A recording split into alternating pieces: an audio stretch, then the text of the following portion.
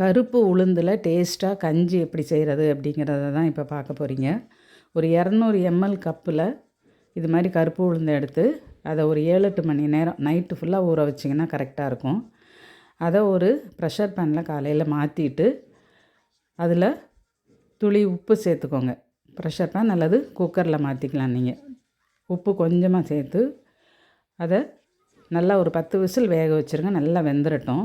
இப்போ தேங்காயும் ஏலக்காயும் சேர்த்து இது மாதிரி அரைச்சி ஒரு 200 எம்எல் தேங்காய் பால் எடுத்து வச்சுக்கோங்க. கருப்பட்டி உங்கள் இனிப்புக்கு தகுந்த மாதிரி நீங்கள் போட்டு அதை கொஞ்சமாக தண்ணி விட்டு கெட்டியாக தான் கரைக்கணும். அடுப்பில் வச்சு லேசாக கிண்டுனிங்கன்னா நல்லா கெட்டியாக கரைஞ்சி வந்துடும். அதை எடுத்து வச்சுக்கோங்க. இப்போ இந்த உளுந்து வெந்ததை நல்லா ஒரு கரண்டியை வச்சு இந்த மாதிரி மசிச்சு எடுத்துக்கோங்க.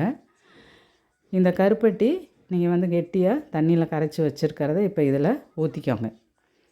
ஊற்றிட்டு இதை அடுப்பில் வச்சு லேசாக கிண்டிக்கோங்க. கிண்டிட்டு நம்ம எடுத்து வச்சுருக்கிற இந்த தேங்காய் பாலையும் இதில் சேர்த்துக்கோங்க.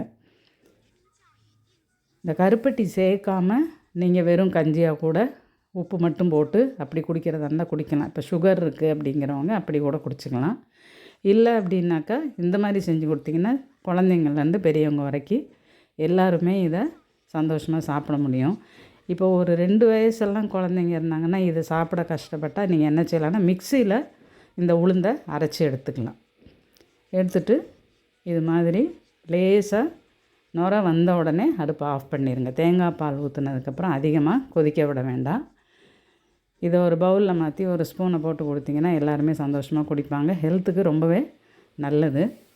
ஒரு வாரத்தில் ஒரு முறை கூட நீங்கள் கருப்பு உளுந்தை சேர்த்துக்கலாம். அல்லது பாசி பயறு வச்சு கூட இது மாதிரி நீங்கள் செஞ்சு கொடுக்கலாம். ஹெல்த்துக்கு ரொம்பவே நல்லது.